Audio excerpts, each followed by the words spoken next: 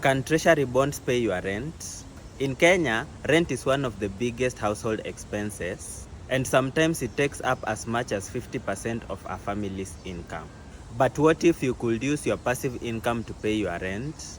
That way, even if you lost your job, you would still be assured of affording the house that you currently live in. In this video, we break down how much you need to invest in government bonds in order to cover monthly rent of 15,000 shillings, 20,000 shillings, and 30,000 shillings. For this video, we will use infrastructure bond because they have an added benefit of being tax-free. An infrastructure bond is a bond issued by the government to raise money for specific projects like roads, energy, and dams. Here is the maths of how much you need to invest in order to be able to earn 15,000 shillings per month. Coupons on bonds are paid every 6 months. Therefore, to get monthly passive income, you will need to invest in 6 different bonds that mature at different times. If you invested 220,000 shillings in each of the 6 bonds, assuming that each has a 14% return, you would have a total of 1.32 million shillings invested. This would in turn generate you an interest of 184,000 shillings a year, which then translates to about 15,400 shillings per month. In Nairobi, 15,000 shillings is enough to afford you a 1-bedroom house in a lower middle class estate.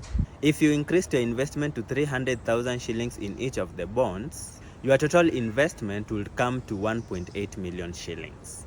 At a 14% coupon rate, each bond would pay you 42,000 shillings per year, bringing the total for the 6 bonds to 252,000 shillings per year. This translates to 21,000 shillings per month, which is enough to cover rent for a classy 1-bedroom apartment in a middle-class estate, or even afford you a 2-bedroom house in a lower middle-class estate. What if you want the bond to pay your 30,000 shillings rent? To hit this target, you need to invest 450,000 shillings in each of the 6 bonds. This will bring the total of your investments to 2.7 million shillings. At 14% return, you will earn 378,000 shillings every year, translating to 31,500 shillings per month. That's enough to comfortably rent a 2-bedroom or 3-bedroom apartment in Nairobi, depending on the neighborhood. But what if you invested 100,000 shillings in the infrastructure bonds that have been issued since 2018? These infrastructure bonds pay their coupon rate at different times of the year, and their interest range between 11.75% and 18.46%. The infrastructure bond with the highest return of the 6 was issued early 2024. If you invested 100,000 shillings in each of the bonds, your total investment will come to 600,000 shillings. This will generate for you around 84,000 shillings every year, representing an average of 14.11% return. This translates to around 7,000 shillings a month, which may not be able to settle your rent in full, but could be a valuable contribution. If you are looking to invest in a treasury bond, here are key considerations to make. Number 1, amortization. Some bonds are amortized. This means that the government pays back the principal gradually over time instead of a lump sum. Number 2, maturity date. You only enjoy interest of the full term of a bond if you invest in it at issuance. For reopened bonds, you only earn interest for the remaining years.